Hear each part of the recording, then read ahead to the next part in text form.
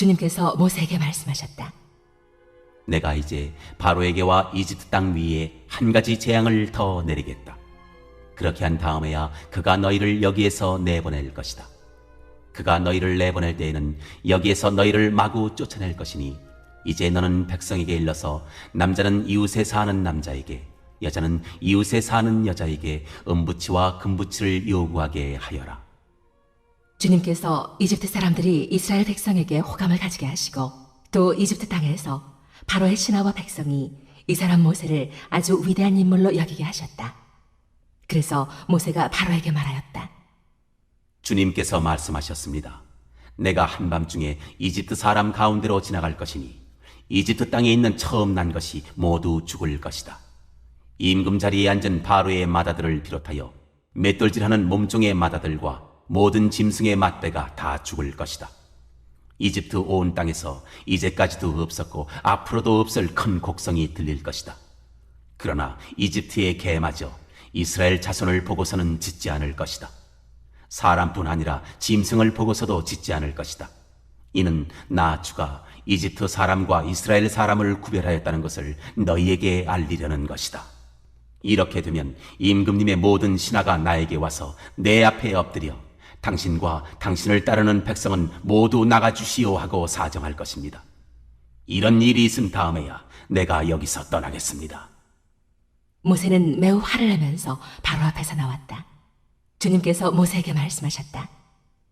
바로가 너희의 말을 듣지 않을 것이다. 이것은 내가 아직도 더 많은 이적을 이집트 땅에서 나타내 보여야 하기 때문이다. 모세와 아론이 바로 앞에서 이 모든 이적을 행하였다. 그러나 주님께서 바로의 고집을 꺾지 않으셨으므로 바로가 그 땅에서 이스라엘 자손을 내보내지 않았다. 첫 번째 질문입니다. 읽어보면 왜 앞서 말한 내용들이 반복되는 듯한 느낌을 주나요? 먼저 이 본문은 크게 세 부분으로 나눌 수 있습니다.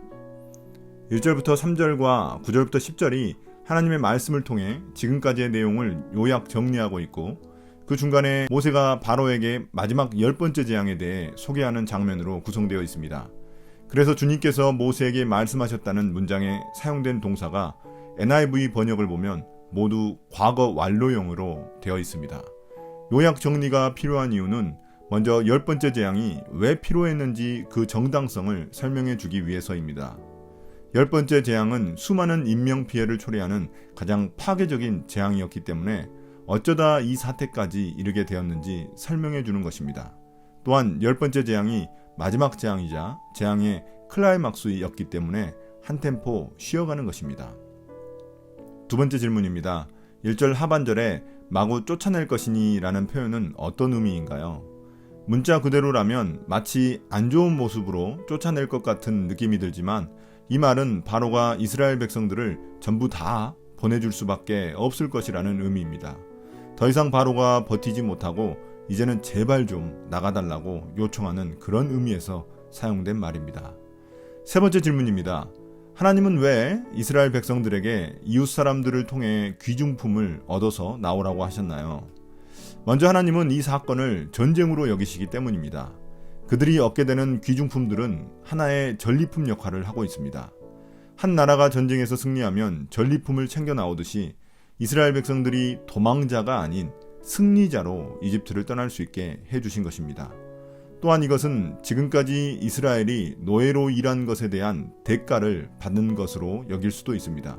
지금까지 바로가 떼먹은 임금을 모두 다 받아갈 수 있도록 해주셔서 이스라엘 백성들 마음이 통쾌하도록 해주신 것입니다. 마지막으로 이 금과 은은 나중에 광야에서 성막을 지을 때도 사용된다는 점에서 하나님이 미리 성막의 재료를 준비하신 것일 수도 있습니다. 네 번째 질문입니다.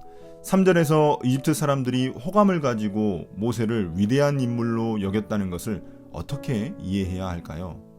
수많은 재앙을 경험하고 나서 모세에게 반감과 분노를 가져야 하는데 그 반대로 호감과 칭찬을 했다는 것은 잘 이해가 되지 않습니다.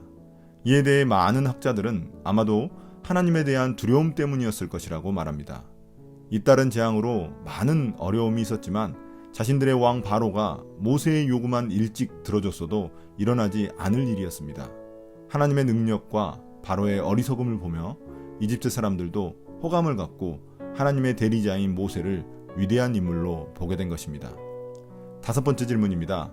장자의 죽음은 이집트 어떤 신에 대한 심판인가요? 바로와 그의 장자는 태양신의 아들로 여겨졌습니다. 그러므로 이 재앙은 신으로 여겨진 바로 부자와 태양신 라 혹은 레 신을 치는 재앙입니다. 또한 생명과 죽음의 신으로 알려진 오시리스를 무력화시키는 재앙입니다.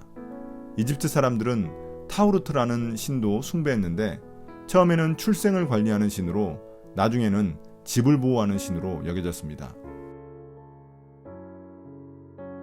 장자를 출생시킨 여신이 자신이 보호하는 집에서 그 장자가 죽어가는 것을 지켜봐야만 하는 여신의 무능력과 거짓을 폭로하셨습니다. 짐승의 첫 새끼도 죽는다고 했는데 이것은 당시 이집트 사람들이 소를 신성시했기 때문에 그들까지도 재앙의 대상으로 삼으신 것입니다. 여섯 번째 질문입니다. 장자의 죽음이 마지막 재앙이 된 이유는 무엇인가요? 이것은 고대 사회에서 장자가 가지는 의미를 알아야 이해할 수 있습니다. 장자는 한 가문의 유업을 이어갈 계승자였습니다. 이 장자가 다 죽는다는 것은 대를 완전히 끊어놓겠다는 말과 같습니다.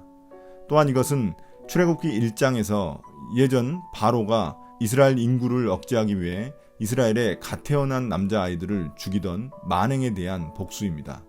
왜냐하면 이스라엘의 자손들은 곧 하나님의 백성들이기 때문입니다. 이것은 곧 하나님에 대한 도전이었기 때문입니다. 일곱 번째 질문입니다. 하나님은 왜 장자 재앙으로 바로만 죽이지 않으시고 직접적인 죄가 없는 시민들까지 죽이셨나요? 이런 질문은 하나님이 공평하지 않으시다는 생각을 하게 만듭니다. 그런데 이 질문은 인간으로서는 대답하기 어려운 질문입니다.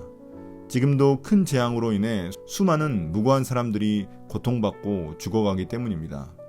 이것은 하나님의 주권에 관한 문제입니다. 다만 우리의 제한적인 이해로 보자면 바로의 악행은 단 혼자만의 문제가 아닌 인간의 근본적인 죄악에 대한 문제라는 점입니다. 그런 점에서 본다면 하나님의 진노보다는 그 재앙 가운데서도 이스라엘 사람들에게 베푸신 구원과 자비에 초점을 맞추는 게 올바른 해석 방향입니다. 묵상 포인트입니다.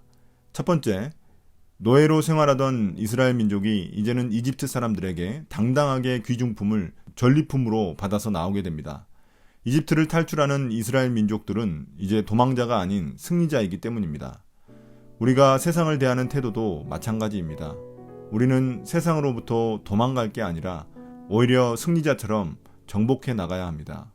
이집트와 같은 악한 세상 문화에 도전하고 하나님 나라의 대안을 만들어 가야 합니다. 두 번째, 바로는 우리 인간이 가진 죄성을 보여줍니다. 우리가 바로처럼 계속 고집부리고 하나님 앞에 순종하지 않는다면 삶에서 가장 소중한 것을 잃어버릴 수 있습니다. 코로나가 바로 그것을 보여줍니다. 코로나는 인간의 고집과 죄악으로 인해 일어난 재앙이며 그 재앙으로 인해 우리는 가장 소중한 것들을 잃어버렸습니다. 이제 하나님의 긍휼을 바라며 회개할 때입니다. 오늘 묵상을 마치겠습니다. 감사합니다.